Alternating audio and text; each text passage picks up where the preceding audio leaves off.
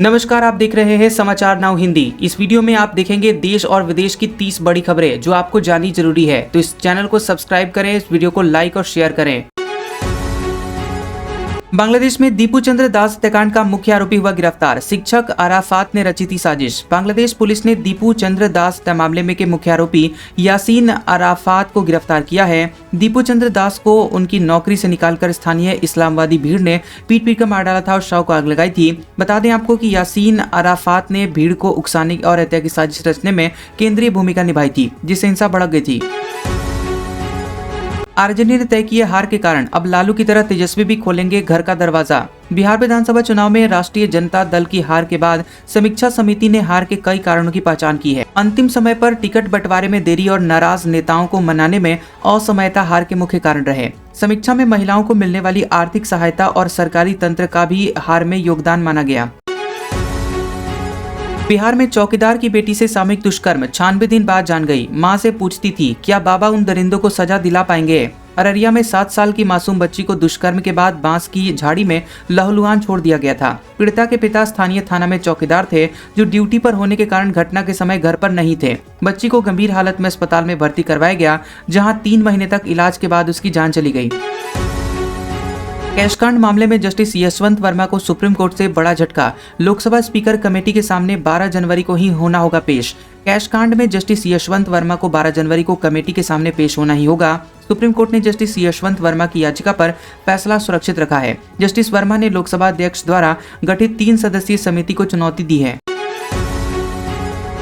तेजस्वी यादव की छुट्टी हुई खत्म। उत्तराखंड में दोस्त की शादी में लिया हिस्सा। कई दिग्गज नेता भी साथ थे।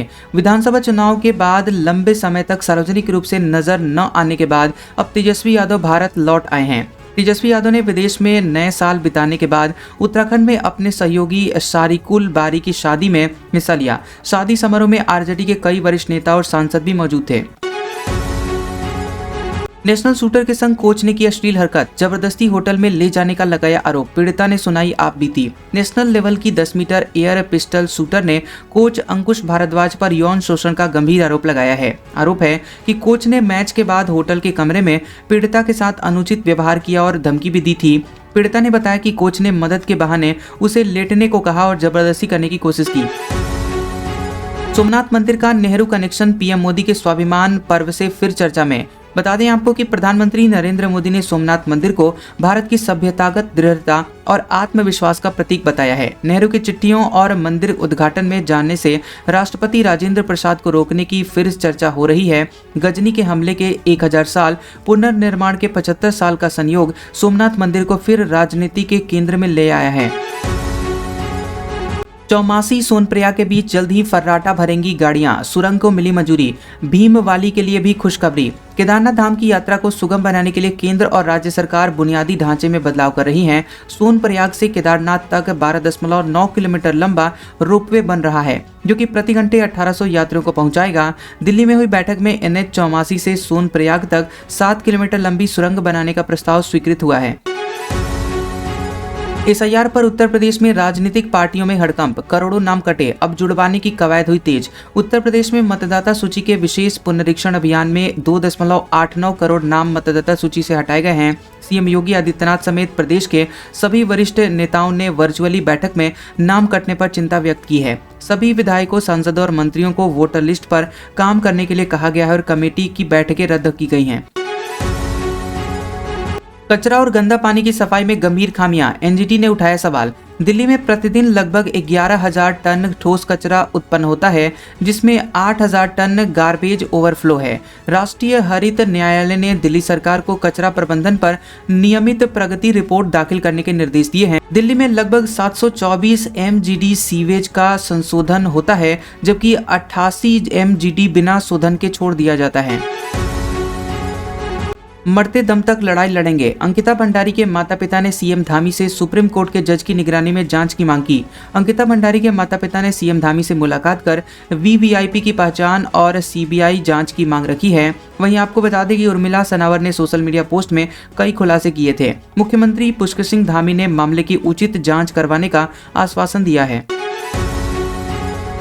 बताइए किस बूथ पर एसआईआर में गड़बड़ी हुई। अखिलेश यादव पर बरसे उप मुख्यमंत्री ब्रजेश पाठक। समाजवादी पार्टी के राष्ट्रीय अध्यक्ष अखिलेश यादव ने एसआईआर को लेकर सरकार और चुनाव आयोग पर हमला बोला है। उप मुख्यमंत्री ब्रजेश पाठक ने कहा कि उत्तर प्रदेश में समाजवादी पार्टी का जंगल राज कभी स्वीकार्य नहीं होगा। चुनाव आयोग ने संविधान के अनुसार एसआईआर प्रक्रिया पूरी पारदर्शिता के साथ लागू की है। ट्रंप से पहले भी अमेरिका ने 3 बार ग्रीनलैंड को लेना चाहा। 158 साल पुराने आर्कटिक मिशन में छिपी वजह। डोनाल्ड ट्रंप किसी कीमत पर ग्रीनलैंड लेने की इच्छा जता चुके हैं, जबकि डेनमार्क और ग्रीनलैंड ने मना किया है।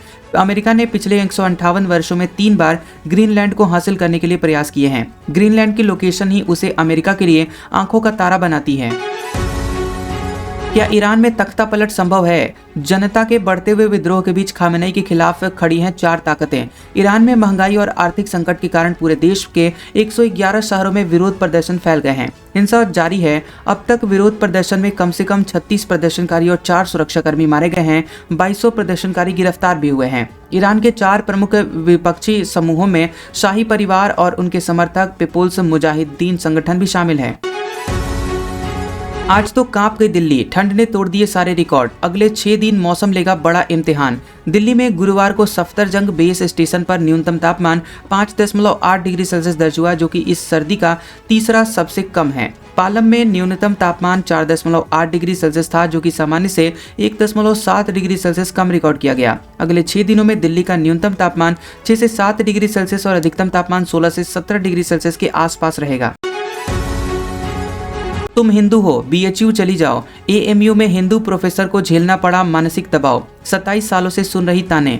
एएमयू की वरिष्ठ प्रोफेसर रचना कौशल ने पिछले 27 वर्षों से धार्मिक आधार पर उत्पीड़न का आरोप लगाया। प्रोफेसर ने विभागाध्यक्ष और डीन पर सांप्रदायिक टिप्पणी और शत्रुतापूर्ण माहौल बनाने के गंभीर आरोप लगाए हैं। मानसिक दबाव के कारण प्रोफेसर रचना कौशल को गर्भावस्था में जुड़वा बच्चों का मिसकैरेज सहना पड़ा। उस्मान अदी की हत्या को भारत से आखिर क्यों जोड़ रहे हैं बांग्लादेश के कट्टरपंथी? शेख हसीना ने बताई असल वजह। बांग्लादेश की पूर्व पीएम शेख हसीना ने उस्मान हत्याकांड को भारत से जोड़ने वाले आरोपों को पूरी तरह निराधार बताया। शेख हसीना ने कहा कि कट्टरपंथी समूह उस्मान अदी की हत्या का राजनीतिक दुरुपयोग कर बांग्लादेश में तनाव और अराजकता बढ़ा रहे हैं। शेख हसीना ने कहा कि भारत बांग्लादेश का सबसे करीबी सहयोगी है और दोनों देशों के संबंध दशकों से मजबूत हैं। अंबरनाथ में राजनीतिक खेला। निलंबन के बाद 12 कांग्रेस पार्षदों ने थाम लिया बीजेपी का दामन।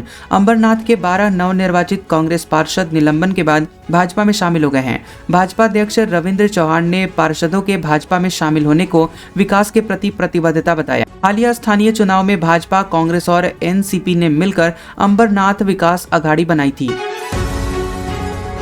भारत की पहली डिजिटल जनगणना अप्रैल 2026 से शुरू। जाति की गिनती भी होगी। 1 अप्रैल से शुरू हो रही 2027 की देशव्यापी जनगणना पूरी तरह डिजिटल होगी और इसमें जाति जनगणना भी शामिल की जाएगी। पहले चरण में घरों की लिस्टिंग होगी। दूसरे चरण में जनसंख्या, जाति और अन्य डेटा एकत्र किए जाएंगे।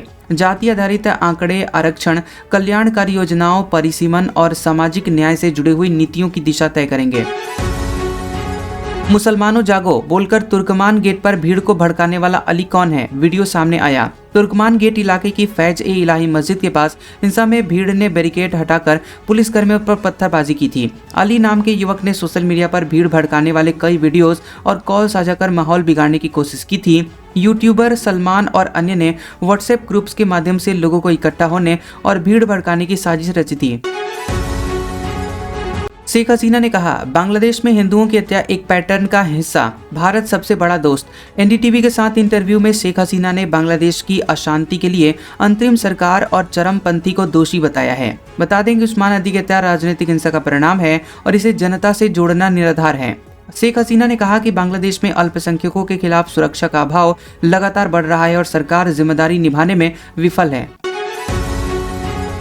सोमनाथ स्वाभिमान पर्व का शुभारंभ। पीएम मोदी बोले, हमारी आस्था सदियों से अडिग रही। शेयर की पुरानी तस्वीरें। पीएम मोदी ने सोमनाथ स्वाभिमान पर्व के माध्यम से भारत की सांस्कृतिक एकता और संघर्ष की गाथा को याद किया। सोमनाथ मंदिर पर जनवरी 1026 में पहला आक्रमण हुआ था, लेकिन इसकी आस्था और पुनर्निर्माण कभी कमजोर नहीं पड़ा। मोदी ने देशवासियों से अपनी सोमनाथ यात्रा की तस्वीरें #सोमनाथ स्वाभिमान पर्व के साथ साझा करने की अपील की है। अमेरिका कोलंबिया रिश्तों में ट्विस्ट। कोकीन तस्कर कहने के बाद ट्रंप पेट्रो की फोन पर लंबी बातचीत हुई। ट्रंप और कोलंबिया राष्ट्रपति गुस्तावो पेट्रो के बीच फोन कॉल पर हुई, जिसमें कई विवादित मुद्दों पर चर्चा हुई। दोनों नेताओं ने मादक पदार्थों की तस्करी रोकने की नीति और आमने सामने मुलाकात पर सहमति व्यक्त की है। ट्रंप ने पेट्रो को कोकीन तस्कर कहकर हमला बोला था। क्या रूसी झंडे वाले तेल जहाज पर कब्जा कर ट्रंप ने कोई गैर कानूनी काम किया है? समुद्र का नियम समझ लीजिए। अमेरिकी सेना ने उत्तरी अटलांटिक और कैरेबियन में 2 टैंकर जहाजों को अवैध गतिविधियों के आरोप में कब्जे में लिया है। पहला जहाज मेरीनेरा था, जो कि रूसी झंडे वाला था और ब्रिटेन की रॉयल नेवी ने अमेरिका को जासूसी सहायता प्रदान की। दूसरा जहाज MT सोफिया था, जिस पर कोई झंडा नहीं था और इसे कैरेबियन सागर में हेलीकॉप्टर ने कब्जा किया। पाकिस्तानी नागरिक छिपाकर बनी सरकारी टीचर, 30 साल बाद खुला राज। रामपुर में FIR दर्ज। रामपुर जिले की महिला माहिरा अख्तर ने अपनी पुरानी पहचान के आधार पर सरकारी शिक्षिका की नौकरी हासिल की। महिला ने पाकिस्तान में शादी के बाद पाकिस्तानी नागरिकता ग्रहण की और फिर फर्जी दस्तावेजों से नौकरी ली थी। बेसिक शिक्षा विभाग ने जांच के बाद महिला को निलंबित कर बर्खास्त कर दिया और पुलिस को शिकायत दी है।